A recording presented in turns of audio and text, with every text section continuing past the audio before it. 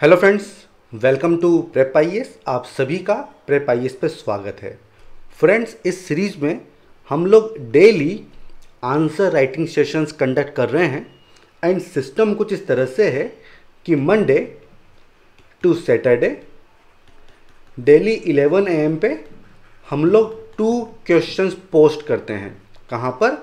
हमारे Telegram channel पे and YouTube community पे। और आपसे उम्मीद करते हैं, आपसे एक्सपेक्ट करते हैं कि आप लोग उन दोनों ही क्वेश्चंस को अटेम्प्ट करेंगे, जिसके बाद नाइट में उन पे हम लोग डिस्कशन भी करते हैं। जहाँ तक संडे की बात है, तो संडे को हम लोग ऐसे राइटिंग सेशंस कंडक्ट कर रहे हैं। अब देखिए, ये जो क्वेश्चंस आप अटेम्प्ट कर रहे हैं, जो ऐसे आप अटेम्प्ट कर रहे हैं, तो इनको पीयर इवेल्युएशन के लिए आप सबमिट कर सकते हैं। कहाँ पर? हमारा टेलीग्राम चैनल है प्रेप आईएएस पीयर इवेल्युएशन। ठीक है, तो इस चैनल पे आप अपने आंसर्स को सबमिट कर सकते हैं और इसका लिंक इस वीडियो के डिस्क्रिप्शन बॉक्स में आपको मिल जाएगा। देखिए, जहाँ तक आज के सेशन की बात है, तो आज हमने GS 3 से 2 क्वेश्चन लिए हैं। एक क्वेश्चन बिलोंग करता है सिक्योरिटी से, ठीक है, और दूसरा क्वेश्चन बिलोंग करता है एनवायरनमेंट से। ठीक है, ये पार्ट हैं GS 3 के। 1 बाय 1 दोनों को डिस्कस करेंगे एंड ये दोनों ही क्वेश्चन 15 मार्कर हैं। अगर आपका कोई डाउट होता है, कोई क्वेरी है, तो आप चैट बॉक्स में या फिर कमेंट सेक्शन में लिख के मुझसे पूछ सकते हैं। मैं डेफिनेटली सबका रिप्लाई करने वाला हूं। ठीक है, तो शुरू करें इस सेशन को।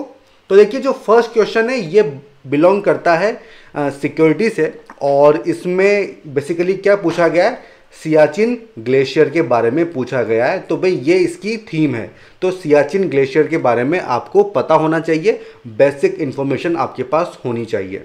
देखिए, क्वेश्चन क्या है? The idea of D militarisation of Siachen often remains in news. काफ़ी न्यूज़ में रहता है कि ये जो सियाचिन वाला एरिया है, यहाँ से मिलिट्री को हटा देना चाहिए। ठीक है, डी मिलिटराइजेशन इसका कर देना चाहिए। What do you think about idea of D militarisation of Siachen? इसके बारे में आप क्या सोचते हैं? Also examine the key attributes of the Siachen issue. ठीक है, तो ये क्वेश्चन की डिमांड है। आई होप आप समझ गए होंगे कि क्या इसके डिफरेंट पार्ट्स हो जाएंगे। देखिए, सबसे पहले बेसिकली जो सियाचिन इशू है ना, इसको थोड़ा सा आपको समझाना होगा। ठीक है, इसको थोड़ा सा आपको समझाना होगा कि भाई इशू क्या है। उसके बाद बताइए कि भाई ये जो एरिया है, क्या यहाँ से मिलिट्री फोर्सेस को हटा देना चाहिए क्या? तो इसके फेवर में और इसके अपोजिशन में आपको आर्ग्यूमेंट्स देने होंगे। ठीक है, उसके बाद आपको अपनी ओपिनियन देनी होगी कि भाई क्या करना चाहिए। What do you think? तो आप बताइए कि भाई हमें क्या करना चाहिए। ठीक है, तो ये इस क्वेश्चन की डिमांड है। आई होप आप समझ गए होंगे कि भाई idea of D militarisation means वहाँ से जो मिलिट्री उसको हटा दो। क्या ऐसा होना चाहिए, ये यहाँ पे पूछा गया। मीन्स पॉजिटिव निगेटिव आपको बताने होंगे। एंड की attributes of Siachen issue, issue क्या है ये भी आपको बताना होगा। ठीक है, समझ में आ गया? बड़े आगे चलिए। तो भाई, सबसे पहले ना आप इंट्रोड्यूस करेंगे, और इंट्रोडक्शन इतना ज़बरदस्त होना चाहिए, इसमें आप बता दो कि सियाचिन इशू क्या है, उसके जो डिफरेंट एट्रीब्यूट्स हैं वो आप बता दो।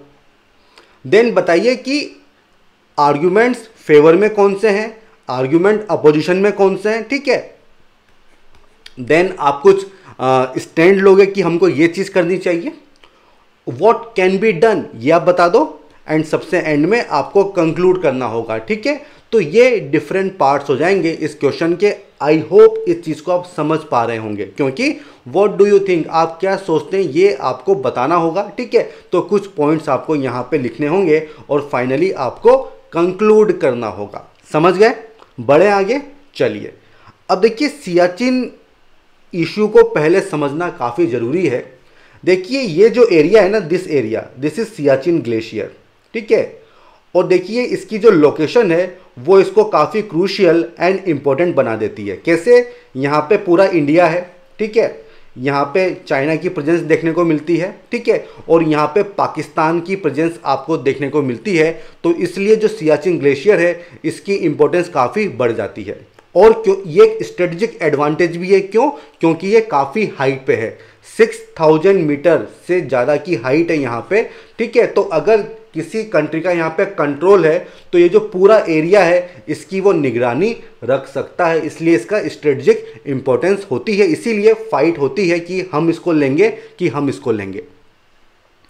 अब देखिए इशू क्या है, इशू ये है कि देखिए आप यहाँ पे देख पा रहे हैं NJ9842 ये वाला जो पॉइंट है, देखिए यहाँ तक तो जो लाइन ऑफ कंट्रोल है, जो बाउंड्री है वो प्रॉपरली अच्छे से मार्क की हुई है कि किसकी बाउंड्री है, ठीक है, वो तो अच्छे से मार्क की हुई है। यहाँ पे आपको LOC दिखेगी, ये लाइन जो है ना दिस इज LOC। लेकिन इसके बाद इश्यूज हमारे सामने हैं, अलग अलग परसेप्शन है। इंडिया जो है इसको अपनी लाइन मानता है, देखिए ये वाली जो लाइन है, ठीक है, ये आप इसको मान सकते हैं, और जो पाकिस्तान है वो इसको मानता है, ठीक है, मीन्स ये वाली जो साइड हो जाएगी इसको मानता है, ठीक है। तो वही बात है, अलग अलग परसेप्शन है और इसी का पूरा इशू है। एंड देखिए 1984 में इंडिया ने क्या किया था, ऑपरेशन मेघदूत चलाया था। पर्पस क्या था, इस ग्लेशियर को कंट्रोल करना, और वो हमने कर लिया था, ठीक है। तो आज की डेट में जो सियाचिन ग्लेशियर है ये इंडिया के कंट्रोल में है, और इसीलिए पाकिस्तान जो है काफ़ी नाराज़ होता है, वो इसको इलीगल ऑक्यूपेशन मानता है, ठीक है। तो ये पूरा झगड़ा है जो आपको लिखना होगा, मेंशन करना होगा, इंट्रोडक्शन में क्या एट्रीब्यूट्स हैं वो आपको यहाँ पे अब बताने होंगे, ठीक है। तो ये चीज़ समझ में आ गई। अब देखिए ये कंट्रोल में तो इंडिया के है, लेकिन यहाँ पे इंडिया एंड पाकिस्तान दोनों की जो मिलिट्री है उसकी परमानेंट प्रेजेंस आपको देखने को मिलेगी, और यहाँ पे हाइट काफ़ी ज़्यादा है, 6000 मीटर, ठीक है, 6000 मीटर, इससे भी ज़्यादा का एलिवेशन है। काफ़ी डिफ़िकल्ट एनवायरमेंटल सिचुएशन है, ठीक है, बहुत कम टेम्परेचर यहाँ पे होता है, ठीक है। तो इसलिए बहुत ही क्रूशियल ये जगह है सियाचिन ग्लेशियर, ठीक है। एंड इंडिया एंड पाकिस्तान दोनों की फोर्सेस यहाँ पे आपको देखने को मिलेगी, ठीक है। तो ये जो मैप है ना, ये मैप एकदम क्लियर होना चाहिए। क्रूशियल क्यों है, इंडिया, पाकिस्तान, चाइना, ठीक है। चाइना आप अक्साई चीन यहाँ देख सकते हैं, ठीक है। जो पाकिस्तान है इस साइड पूरा पाकिस्तान है, और वो इसको इलीगल ऑक्यूपेशन मानता है। और ये सब बातें आपको लिखनी होगी इंट्रोडक्शन में कि भाई सियाचिन इशू की मेन वजह क्या है, incompletely demarcated territory on the map. भाई NJ9842 ये आपके आंसर में आना चाहिए, अगर नहीं आता है तो भाई मार्क्स कम मिलेंगे, ठीक है, ये पॉइंट आना चाहिए। देखिए पहले कुछ समझौते हुए थे, एग्रीमेंट्स हुए थे, जैसे कि Karachi agreement 1949 and 1972 Shimla agreement, ठीक है। तो उसमें इसके बाद क्या लोकेशन है इसको डिमार्केट नहीं किया गया था, और इसी वजह से ये इश्यू आज भी चल रहा है। फिर इंडिया ने एक ऑपरेशन चलाया मेघदूत और उससे कंट्रोल ले लिया, ठीक है। एंड पाकिस्तान जो है इसको रिकॉग्नाइज नहीं करता है कि इंडिया का ये लेजिटिमेट पार्ट है, ठीक है। इतना मैं आपको ऑलरेडी एक्सप्लेन कर चुका हूँ। अब आपको बताना होगा आर्ग्यूमेंट्स फेवर में एंड अपोजिशन में, ये मैं आपको ऑलरेडी बता चुका हूं। तो भाई आर्ग्यूमेंट्स फॉर डीमिलिटराइजेशन कि भाई यहां से जो सेना है इसको हटा लेना चाहिए, तो इसके फेवर में क्या आर्ग्यूमेंट्स है, क्यों हमें इस एरिया को खाली कर देना चाहिए, हमें मीन्स इंडिया को भी एंड पाकिस्तान को भी। तो भाई सबसे पहले this is highest battlefield world में देखा जाए तो इसका एलिवेशन 6000 मीटर से भी ज़्यादा है एंड हाईएस्ट बैटलफील्ड है, ठीक है। और यहाँ पे इतनी चैलेंजिंग सिचुएशन होती है, कंडीशन होती है, टेम्परेचर काफ़ी कम होता है, ठीक है। तो काफ़ी डेथ्स हो जाती है, बिना वॉर के ही काफ़ी सोल्जर्स यहाँ पे शहीद हो जाते हैं, उनकी डेथ हो जाती है, ठीक है। और जितनी एक्सट्रीम सिचुएशन होगी तो उतना ही आपको एक्सपेंडिचर करना होगा, आपको कुछ इंस्ट्रूमेंट्स परचेज करने होंगे, ठीक है, एक्सपेंसिव गियर्स, ग्लव्स, ये सब आपको लेने होंगे, ठीक है। तो इसके लिए दोनों ही इंडिया एंड पाकिस्तान दोनों काफ़ी पैसा यहाँ पे खर्च करते हैं। अब देखिए इतनी ह्यूमन प्रेजेंस है यहाँ पे, मिलिट्री के जो आर्म्स हैं, एम्यूनेशन है, उनकी भी प्रेजेंस है, तो इससे एनवायरनमेंट को काफ़ी डैमेज होता है। ये जो एरिया है काफ़ी इकोलॉजिकल सेंसिटिव एरिया है, स्नो लेपर्ड्स आपको यहाँ पे मिलते हैं, ठीक है। तो जब इतना इंटरफेरेंस होगा तब क्या होगा, जो यहाँ का एनवायरनमेंट है वो डैमेज हो सकता है। एंड देखिए सियाचिन ग्लेशियर, काफ़ी सारी रिवर्स हैं जो यहाँ से ओरिजिनेट होती हैं, यहाँ से बहती हैं, तो इतना सब अगर यहाँ पे डिस्टर्बेंस होगा, इक्विपमेंट्स वगैरह होंगे जिनकी डंपिंग वगैरह होती है, ठीक है, वहीं पे काफ़ी वेस्टेज छोड़ दिया जाता है, तो जो इंडस की ट्रिब्यूटरीज हैं वो सब पल्यूट हो जाएंगी। तो देखिए कितना बड़ा खतरा है। तो ये सब पॉइंट दिए जाते हैं किस लिए, कि भाई हमें इस एरिया को खाली कर देना चाहिए। और देखिए काफ़ी एक्सपर्ट्स हैं उनका ऐसा मानना है कि ये जो एक बात कही जाती है कि इसका स्ट्रेटजिक एडवांटेज है क्योंकि हाइट है, ये बेसिकली परसेप्शन है, बट इन रियलिटी ऐसा कुछ भी नहीं है। ठीक है, तो ये तमाम सारे आर्गुमेंट्स हैं जो इस फेवर में दिए जाते हैं कि इस एरिया को हमको खाली कर देना चाहिए, पर ये इतना आसान तो है नहीं, ये बात आप भी जानते हैं। ठीक है, तो भाई अगेंस्ट में क्या आर्गुमेंट है? तो भाई इसमें आप इंडिया एंड पाकिस्तान को अलग अलग कर सकते हो। जहां तक इंडिया की बात है तो उसके वो क्या आर्गुमेंट दे सकते हैं? देखिए, इंडिया जो है पाकिस्तान को ट्रस्ट नहीं कर सकता है, और उसका कारण है क्यों? क्योंकि देखिए, ऑपरेशन मेघदूत के बाद जो पाकिस्तानी आर्मी है ना वो एकदम खुन्नस में है। उसके बाद कारगिल वगैरह हो गया तो वो बदला तो लेना चाहती है। ठीक है, तो इसलिए जो इंडियन आर्मी है वो किसी भी सूरत में जो पाकिस्तान को जो है ट्रस्ट नहीं कर सकती है टू मेंटेन डीमिलिटराइज स्टेटस। ठीक है, तो भाई हमें वहाँ पे हमारी जो प्रेजेंस है वो बहुत ज़रूरी है। ठीक है, हमारी जो प्रेजेंस है वो वहाँ पे बहुत ज़रूरी है। ठीक है, बढ़ें आगे, चलिए। इसके बाद इसकी इंपॉर्टेंस तो है ही सही, हाईएस्ट पॉइंट है पूरे एरिया पे, आप निगरानी रख सकते हो। ठीक है, और जो हाइट पे होता है वो हमेशा एडवांटेज वाली पोजीशन में होता है। ठीक है, ये आपने देखा होगा करगिल में। ठीक है, समझ में आ गया। देन इसकी पोजीशन, चाइना भी है, इंडिया भी है, एंड बगल में पाकिस्तान पीओके भी है, तो इसलिए इसका जो पोजीशन है वो काफ़ी क्रूशियल है। इसको आप यहाँ पे लिख सकते हो। एंड देखिए, अगर एक बार ये जगह आपके हाथ से चली गई तो फिर इसको दोबारा रीटेक करना वो मुश्किल है, क्योंकि चाइना बगल में है एंड चाइना पाकिस्तान दोनों साथ साथ हैं। ठीक है, तो इसलिए ये सारे पॉइंट दिए जाते हैं अगेंस्ट डीमिलिटराइजेशन के। ठीक है, तो ये पॉइंट समझ में आ गए। अब देखिए पाकिस्तान क्या चाहेगा, पाकिस्तान के पॉइंट क्या होंगे। भाई देखो, पाकिस्तान ये कहना चाहता है कि भाई 1984 ऑपरेशन मेघदूत से पहले का जो स्टेटस था उसको मेंटेन किया जाना चाहिए। ये पाकिस्तान की डिमांड है, क्योंकि भाई उससे पहले क्या था, ये एरिया डिस्प्यूटेड था एंड वहाँ तक जो आपका NJ 9842 था वहाँ तक एरिया को डिफाइन किया गया था। ठीक है, तो ये पाकिस्तान की साइड है। अब आता है कि भाई what can be done, what do you think, आप क्या सोचते हैं। तो भाई ऑब्वियस सी बात है कि एरिया काफ़ी सेंसिटिव एरिया है, एंड अगर दोनों में से किसी की मिलिट्री यहाँ पे नहीं होती है तो ये काफ़ी अच्छी बात है। ठीक है, लेकिन देखिए ये हमारी टेरिटरी है। ठीक है, तो आप क्या सजेस्ट कर सकते हैं कि भाई जो करंट मिलिट्री पोजीशन है, मीन्स ये एरिया इंडिया के पास है, तो दोनों ही कंट्री को इसको रिकॉग्नाइज करना चाहिए। ठीक है, और उसके बाद म्यूचुअल विड्रॉल करना चाहिए, मतलब अपनी जो फोर्सेज हैं उनको हटा लेना चाहिए। कब तक? जब तक कि जो LOC है इसका फाइनल सेटलमेंट नहीं हो जाता है। तो ये सोल्यूशन आप यहाँ पे दे सकते हैं। देखिए, आप किसी भी सूरत में आप ये नहीं कहेंगे कि नहीं हमको इतना एक्सपेंडिचर करना चाहिए, यहाँ पे प्रेजेंस होनी चाहिए, क्योंकि कितना कॉस्ट है, लाइफ को कितना कॉस्ट है, प्रॉपर्टी को कितना लॉस है, एनवायरनमेंट को कितना लॉस है, तो उसको आप सजेस्ट नहीं कर सकते हो। तो एरिया को खाली करना चाहिए, लेकिन जो इंडिया की पोजीशन है वो मेंटेन रहनी चाहिए। कब तक? जब तक कि फाइनल सेटलमेंट नहीं हो जाता है LOC का। और देखिए, ये एरिया इतना सेंसिटिव है, इतना इंपॉर्टेंट है कि बहुत सारी चीज़ें जिसके लिए आप इसको यूज़ कर सकते हो, जैसे कि international destination for glacial research में आप इसको यूज़ कर सकते हो। ठीक है, और देखिए जहाँ तक सर्विलेंस की बात है तो आजकल इतने सारे टेक्नोलॉजिकल इक्विपमेंट हमारे सामने आ गए हैं कि बिना ह्यूमन प्रेजेंस के भी इस एरिया को आप मॉनिटर कर सकते हो। जैसे कि ड्रोन्स का यूज़ कर सकते हो, हेलीकॉप्टर्स का यूज़ कर सकते हो, सैटेलाइट्स आपके पास हैं, तो इन सब का आप यूज़ कर सकते हो। तो क्यों यहाँ पे इतनी प्रेजेंस देखने को मिलती है और काफ़ी लॉस होता है, एवलांसेस वगैरह आते हैं। ठीक है, तो काफ़ी जो सोल्जर्स हैं दोनों ही साइड से उनकी डेथ हो जाती है। ठीक है, अब भाई क्या कंक्लूड करोगे? तो आप कह दो कि ऑब्वियस सी बात है, ये जो एरिया है इसमें हमें विड्रॉल करना चाहिए दोनों कंट्रीज़ को।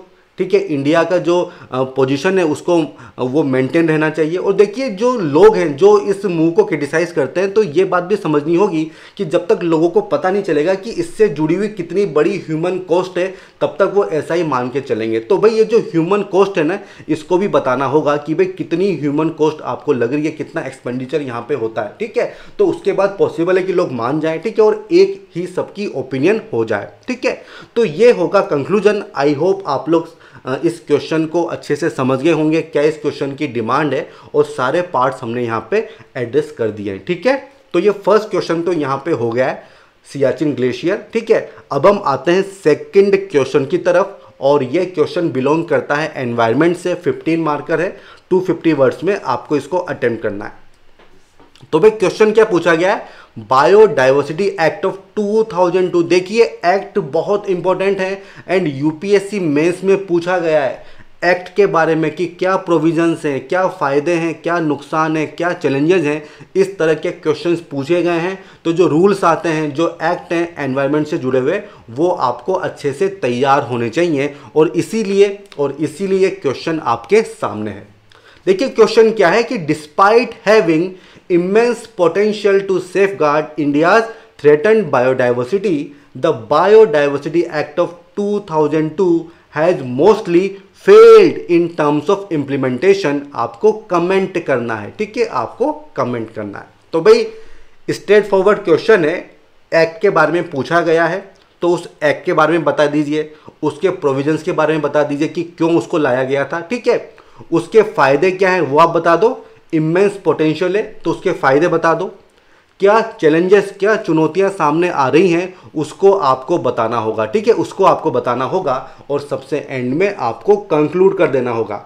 समझ पा रहे हो चीज़ को? काफ़ी आसान सा क्वेश्चन है, स्ट्रेट फॉरवर्ड क्वेश्चन है और अब तो आप लोगों को काफ़ी जल्दी से समझ में आ जाता होगा कि क्वेश्चन की डिमांड क्या है, ठीक है। तो इसके डिफरेंट पार्ट्स क्या हो जाएंगे, सबसे पहले इंट्रोड्यूस करो और इसमें क्या करोगे, ये जो एक्ट है इसको थोड़ा ब्रीफ में एक्सप्लेन कर दो, इसके प्रोविजंस क्या हैं, इसका पर्पस क्या था, देन क्या इश्यूज हैं वो बता दो, क्या इसकी सिग्निफिकेंस है ये आपको बतानी होगी एंड सबसे एंड में आपको कंक्लूड करना होगा, ठीक है। तो ये इस क्वेश्चन की मेन डिमांड है। अब देखिए ये जो बायोडाइवर्सिटी एक्ट है 2002 का, ठीक है, बेसिकली इसका बैकग्राउंड आपको समझना जरूरी है। देखिए 1992 United nation convention on biodiversity, ठीक है, इसको फॉलो करते हुए इंडिया ने इस एक्ट को इंप्लीमेंट किया था, इसको बनाया था बायोडाइवर्सिटी एक्ट ऑफ 2002। और ये जो कन्वेंशन है, इस कन्वेंशन की सबसे खास बात क्या है कि इट रिकॉग्नाइजेज, ये एक्सेप्ट करता है किस चीज को, सोवेरन राइट्स ऑफ स्टेट्स, किस चीज पे, to use their own resources, ठीक है। तो बेसिकली ये चीज को एक्नॉलेज किया गया है और इसी चीज को इंप्लीमेंट करने के लिए बायोडाइवर्सिटी एक्ट ऑफ 2002 इसको पास किया गया था। तो ये चीज आपको पता होनी चाहिए, ठीक है। अब देखिए वन बाय वन ये सारे पार्ट्स देख लेते हैं। सबसे पहला आता है introduction.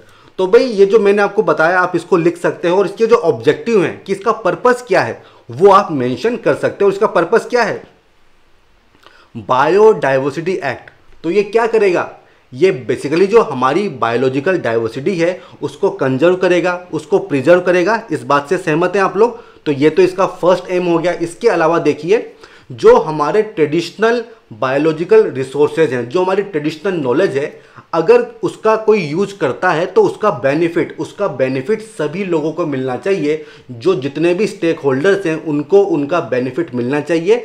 Equitable sharing of benefits होना चाहिए। जो लोकल कम्युनिटी है, जो गवर्नमेंट है, उन सबको उसका फायदा होना चाहिए। फॉर एग्जाम्पल मान लो कि कोई एक बाहर की कंपनी है जो कि इंडिया में रिसर्च करती है, जो हमारे ट्रेडिशनल रिसोर्सेज हैं उनको यूज़ करती है और उस रिसर्च से उसको काफ़ी फ़ायदा होता है। तो भाई इसका फ़ायदा इंडिया को और जो हमारी कम्युनिटी है उसको भी तो होना चाहिए ना। तो ये बात यहाँ पे है, इक्विटेबल शेयरिंग ऑफ बेनिफिट्स, ठीक है। तो ये पहली चीज़ है। इसके अलावा देखिए इसमें centralised as well as decentralised institutional mechanisms बनाए गए हैं। क्यों? ताकि जो बायोडाइवर्सिटी है उसका सस्टेनेबल यूज किया जा सके, सस्टेनेबल यूज, ठीक है, एंड उसको कंजर्व किया जा सके। बेसिकली इसमें 3 टियर स्ट्रक्चर की बात होती है। सबसे टॉप पे कौन है? नेशनल बायोडाइवर्सिटी अथॉरिटी, NBA, ठीक है, ये सेंट्रल लेवल पे है। देन स्टेट लेवल पे स्टेट बायोडाइवर्सिटी बोर्ड्स हैं, ठीक है। उसके नीचे लोकल लेवल पे क्या है? बायोडाइवर्सिटी मैनेजमेंट कमिटीज हैं, BMCs हैं, ठीक है। ये कहाँ पर है? ये लोकल लेवल पे, ठीक है। तो ये चीज़ आपको यहाँ पे मेंशन करनी होगी कि 3 टियर यहाँ पे स्ट्रक्चर है, नंबर 1, नंबर 2 एंड नंबर 3, ठीक है। तो पर्पस समझ में आ गया कि जो हमारी ट्रेडिशनल नॉलेज है उसको आपको प्रोटेक्ट करना है, उसको रिस्पेक्ट करना है, ठीक है। और इसमें देखिए ये जो एक्ट है इसके अंडर में आप बायोलॉजिकल डाइवर्सिटी हेरिटेज साइट्स को भी डिक्लेयर कर सकते हो, ठीक है। पर्पस वही है कंजर्व करने का, ठीक है। तो भाई देखो ये चीजें ऐसी हैं जो अगर आपको याद नहीं होंगी तो आप लिख नहीं पाओगे, ठीक है। तो एक बार शंकर आईएएस की जो बुक है ना उसको रिवाइज कर लो, और केवल मेन चीज, मेंस के लिए हर चीज इंपॉर्टेंट नहीं है, लेकिन ये जो एक्ट्स वगैरह होते हैं ना ये हमारे लिए इंपॉर्टेंट है। इन पे डायरेक्ट क्वेश्चन जो है वो पूछ लिए जाते हैं, ठीक है, इन पे डायरेक्ट क्वेश्चंस पूछ लिए जाते हैं। अब देखिए ये जो एनबीए है ना, नेशनल बायोडाइवर्सिटी अथॉरिटी, इसका क्या फंक्शन है? देखिए इसका फंक्शन ये है कि बिना इसकी परमिशन के जो हमारे रिसोर्सेज हैं, जो हमारे बायोलॉजिकल रिसोर्सेज हैं, आप उसको कमर्शियल पर्पस के लिए या फिर रिसर्च पर्पस के लिए आप उसको यूज नहीं कर सकते हो। आपको पहले एनबीए जो है उसकी परमिशन आपको लेनी होगी। सिमिलरली इंटेलेक्चुअल प्रॉपर्टी राइट भी आप क्लेम नहीं कर सकते हो अगर आपने हमारे रिसोर्सेज यूज किए हैं, ठीक है। तो आपको एनबीए जो नेशनल बायोडाइवर्सिटी अथॉरिटी है, आपको उसकी परमिशन लेना कंपलसरी है, ठीक है। तो ये पहली चीज है जो आपको पता होनी चाहिए, ठीक है। बढ़े आगे, चलिए। अब देखिए पूछा क्या गया है कि इसमें काफी सारे चैलेंजेस हैं और काफी सारे इसके बेनिफिट हैं, तो वो आपको बताने होंगे। देखिए बायोडाइवर्सिटी को आपको प्रिजर्व करना है, कंजर्व करना है, जो ट्रेडिशनल नॉलेज है उसको प्रोटेक्ट करना है, ठीक है। इक्विटेबल शेयरिंग ऑफ बेनिफिट की बात हो रही है, तो इसमें जो ग्रास रूट लेवल पे जो लोग हैं उनका रोल बहुत अहम हो जाता है, क्योंकि उनको सब चीजें अच्छे से पता होती हैं। तो देखिए इसमें जो सबसे इंपॉर्टेंट चीज है वो क्या है? बीएमसी, ठीक है, बीएमसी। और ये जो बीएमसीज हैं इनको बहुत सारे स्टेट्स हैं जिन्होंने इसको बनाया ही नहीं है, इनको बनाया ही नहीं गया। तो जब इनको बनाया नहीं जाएगा तो किस तरह से लोकल लेवल पे आप कंजर्वेशन कर पाओगे, रिसोर्सेज का सस्टेनेबल यूज वगैरह कर पाओगे। एंड सबसे इंपॉर्टेंट चीज है डॉक्यूमेंटेशन। देखिए जब तक आपको पता ही नहीं होगा कि जो लोकल एरिया है उसमें कितना फ्लोरा है, कितना फोना है, कि कितना वहाँ पे ट्रेडिशनल नॉलेज हमारे पास है, जब तक उसका डॉक्यूमेंटेशन ही नहीं होगा तब तक आप किस तरह से क्लेम कर सकते हो, किस तरह से आप उसको कंजर्व कर सकते हो, उसका सस्टेनेबल यूज कर सकते हो।